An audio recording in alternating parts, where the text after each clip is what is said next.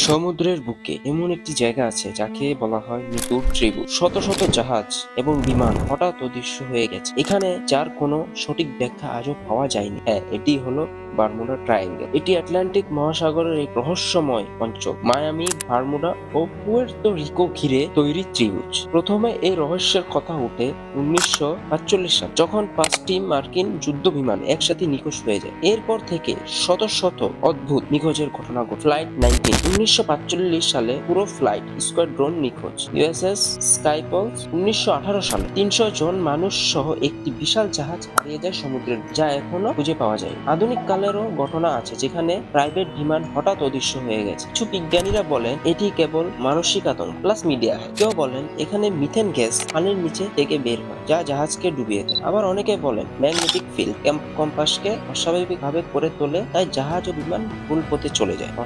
অমীমাংসিত প্রশ্ন, কিন্তু এত প্রযুক্তি থাকা সত্ত্বেও এখনো কেন এই জায়গার রহস্য পুরোপুরি সমাধান হয়নি? আদৌ কি এখানে প্রকৃতির বাইরে কোনো অজানা শক্তি কাজ করে, নাকি মানুষের অজ্ঞানতা আর ভয়ের মিশ্রণই এই রহস্যকে আরো বাড়িয়ে তুলছে? এখন প্রশ্ন জাগতে পারে, এটি আসলে কিভাবে হচ্ছে? এর জন্য আমাদেরও এখনো বিষয়টি পুরোপুরি অজানা। বারমুডা ট্রায়াঙ্গেল হয়তো একদিন এর সত্য আমরা জানতে পারবো, কিন্তু ততদিন পর্যন্ত এটি পৃথিবীর অন্যতম বড় রহস্য হয়ে থাকে। আর এমনই আরো অমীমাংসিত রহস্য নিয়ে ফিরে আসবো আমাদের পরবর্তী পর্বে। তো তখন সাথে থাকার জন্য আপনাদের ধন্যবাদ।